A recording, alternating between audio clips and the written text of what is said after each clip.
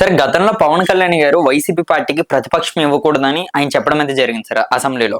దాని మీద ఇప్పుడు జగన్మోహన్ రెడ్డి గారు మీరు కార్పొరేటర్‌కి ఎక్కువ, ఎమ్మెల్యేకి తక్కువ ఈ పవన్ కళ్యాణ్ ఒక్కసారి ఎమ్మెల్యే అయినందుకు ఇంత ఇలా ఎందుకు మాట్లాడుతున్నారని ఈయన కామెంట్ అయితే చేశారు సార్. దీని మీద మీ అభిప్రాయం ఏంటండి?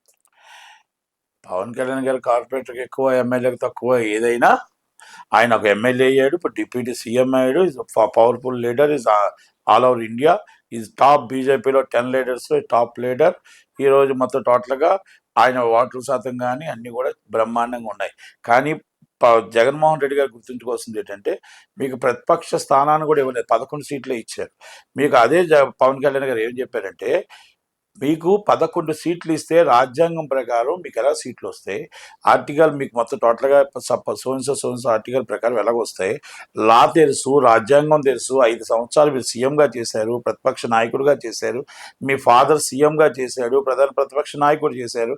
అన్నీ తెలిసిన మీరే ఈ విధంగా రాదని తెలుసుండి కూడా మీరు అడగడం ఎంత దాకా కరెక్టు అనేది మీకు ఇప్పుడు కాదు కదా, ఈ జన్మలో మీకు 5 సంవత్సరాల్లో ప్రతిపక్షం రాదు అని చెప్పాడు. అది దానికి చెప్పవలసి చెప్పాడు.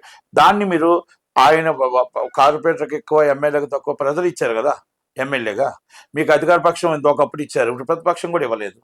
ప్రజలు ఏ నిర్ణయిస్తే ఆ నిర్ణయాన్ని మనం కట్టుబడి ఉండాల్సిందే. రెండోది, ఇంకో మాట మీరు అన్నారు మీటింగ్లో. ఏమని అన్నారు? మాకు 10 మంది ఎమ్మెల్యేలు వచ్చేస్తానన్నా, మా వాళ్ళు చెప్పారు వచ్చేస్తున్నారు 10 మంది అంటే, నేను వద్దు అసలు ప్రధాన ప్రతిపక్షం కాదు 10 మంది వస్తానన్నా కూడా నేను వద్దన్నాను అన్నారు. అయ్యా జగన్మోహన్ రెడ్డి గారు, రాజ్యాంగం తెలిసిన వాళ్ళు, లా తెలిసిన వాళ్ళు, లాజిక్ తెలిసిన వాళ్ళు, మీ దగ్గర ఉన్న మేధావులు ముందు మార్చండి సార్. ఎందుకంటే 10 మంది వచ్చినా, 120 మంది వచ్చినా, 164 మంది మీకు వచ్చినా మీకు ప్రధాన ప్రతిపక్ష హోదా రాదు. ఎందుకంటే recognised by 164 members and speaker గారి రూల్ ప్రకారం అసెంబ్లీలో అక్కడ కూటమి అభ్యర్థులు 11 మంది వైసీపీకి మాత్రమే ఉన్నారు. వాళ్ళు ఎంతమంది గెలిచినా మీరు 10 మందిని మళ్ళా వాళ్ళు మీ పార్టీ గుర్తు మీద పోటీ చేయించాలి తప్ప, వాళ్ళు గెలిచి మీకు 18 సీట్లు దాటితే మీరు ప్రధాన ప్రతిపక్ష పార్టీ వస్తుంది. ప్రధాన ప్రతిపక్ష పార్టీ కోసం మనం అడగకూడదండి. ప్రధాన ప్రతిపక్షం మీకు ఇవ్వలేదు కాబట్టి ప్రజల పక్షాన పోరాడండి, ప్రజల కోసం అసెంబ్లీకి రండి, ప్రజల కోసం మాట్లాడండి, అధికార పక్షం రావడానికి ప్రయత్నం చేయండి. అధికార పక్షం ఇమ్మని అడిగండి ప్రజల్ని. 5 సంవత్సరాలు 2029, 2028లోనూ అధికార పక్షం రావడానికి ప్రయత్నం చేయాలి జగన్మోహన్ రెడ్డి గారు. మీరు ప్రజల పక్షాన పోరాడకుండా నాకు పోస్ట్ కావాలి, నాకు పదవి కావాలి అనేది ఈజ్ నాట్ కరెక్ట్. ప్రజలు మీకు ఏదైతే మ్యాండేటరీ ఇచ్చారో ఆ మ్యాండేటరీని చిరస వహిస్తూ మీరు ప్రజల కోసం కష్టపడి, ప్రజల కోసం మీరు పోరాడండి. మిర్చి యాడ్ కోసం మీకు అన్నారు, మిర్చి యాడ్కి నేను అడగబట్టే వచ్చింది, నేను అడగబట్టే చేశా, సంతోషం. మీరు అలాగే ఇంకోటి అడగండి, వాలంటీర్స్ ఉద్యోగాలు పోయాయి, వాలంటీర్స్ కోసం అడగండి. అలాగే మీకు మొత్తం టోటల్గా తల్లికి వందనం అడగండి. అలాగే మీ ఉచిత బస్సు అడగండి.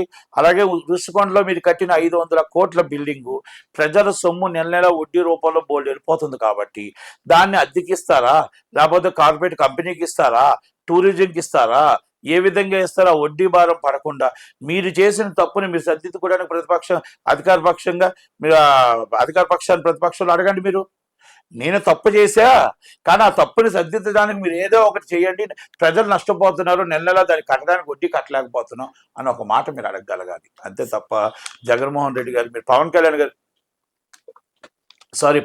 గారిని తిడితే ఏమొస్తుంది? ప్రజల కోసం పోరాడండి. మీ హోదా అనేది మీ సొంతం. మీకు Z+ కేటగిరీ ఇచ్చారు. మీకు ఇంకా ఏమైనా పోలీసులు కావాలంటే ఆల్రెడీ మీరు 100 మంది 200 మంది బోన్సర్లో పెట్టుకున్నారు. మీకు ఆల్రెడీ సెక్యూరిటీ పెట్టుకున్నారు, మీ కాన్వాయ్ పెట్టుకున్నారు, అన్నీ మీకు ఉన్నాయి కదండి. మళ్ళా మీరు ప్రధాన ప్రతిపక్షం లేకపోతే నేను అడగలేను. మైక్ ఇచ్చింది 5 నిమిషాలు చాలు. మంచి మాటలు 5 మాట్లాడితే చాలు.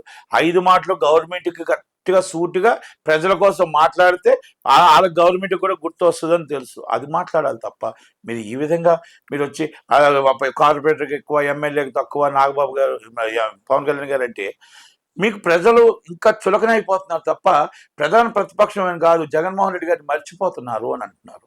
కనుక మీరు పవన్ కళ్యాణ్ గారిని పెంచుకుంటూ వస్తున్నారు. మీరు ఆల్రెడీ పవన్ కళ్యాణ్ గారిని మర్చిపోతున్న పవన్ కళ్యాణ్ గారిని మీరు పేరు ఎత్తకుండా మీరు ఉదయం నుంచి మాట్లాడలేకపోతున్నారు. చంద్రబాబు నాయుడు గారిని ఈరోజు మీరు అసెంబ్లీలో ఏడిపించారు కాబట్టి మీకు 11 సీట్లు వచ్చాయి. చంద్రబాబు నాయుడు గారిని అన్యాయంగా అరెస్ట్ చేశారు కాబట్టి మీకు 11 సీట్లు వచ్చాయి. పవన్ కళ్యాణ్ గారిని దత్తపుత్రుడు అని మీరు చెప్పిన మాటకే అది నిజమైంది.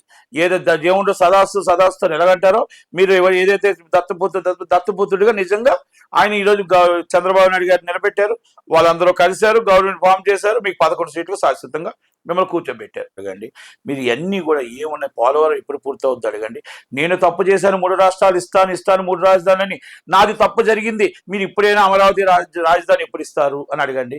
అలాగే హైకోర్టు నేను బెంచ్ పెడతాను అన్నారు, ఎప్పుడు పెడతారు మీరు కర్నూలు అని అడగండి. ఇలాగ అన్నీ కూడా అడగాలి తప్ప మీరు ప్రధాన ప్రతిపక్షంగా ప్రజల కోసం మాట్లాడవలసిన మాటలు మాట్లాడాలి తప్ప నాకు పోస్ట్ కావాలంటే ఇస్తే వచ్చేది కాదు సార్. రాజ్యాంగానికి కొన్ని పద్ధతులు ఉంటాయి, కొన్ని రూల్స్ అండ్ రెగ్యులేషన్స్ ఉంటాయి, దానికంటూ ఒక రూల్స్ ఉంటాయి. కాబట్టి మీరు మళ్ళా అంటున్నారు 2 పక్షాలే ఉంటాయి, ప్రతిపక్షం ప్రధాన పక్షం. ఎస్, ప్రధాన ప్రతిపక్షం వేరు. ప్రతిపక్షం అంటే మీరు 11 మందికి మీరు ప్రతిపక్ష నాయకుడు, ఆ 11 మందికి ఫ్లోర్ లీడర్, 11 మందికి నాయకుడు. మీ 11 మంది తరపున మీరు ఏం మాట్లాడినా అది చెల్లుతుంది. ప్రధాన ప్రతిపక్షం వాగా అంటే 18 సీట్లు దాటాలి అనేది మీకు తెలుసు, అందరికీ తెలుసు. రాజ్యాంగం ఆర్టికల్ని మనం అనుసరించాలి.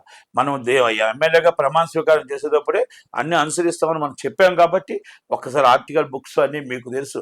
ఎందుకంటే చాలా చాలా పెద్ద మేధావి అడ్వకేట్లు మీ దగ్గర ఉన్నారు, చాలా మంది ఉన్నారు, చాలా అసలు ఎవరి దగ్గర లేనంత సలహాదారులు మీకు ఉన్నారు. కనుక దయచేసి ఒక్కసారి ఆలోచించమని కోరుకుంటూ ఇది పవన్ కళ్యాణ్ గారిని మాట్లాడిన మాటలు మీ విజ్ఞతగా వదిలేస్తున్నాం. Thank you very much. Thank you.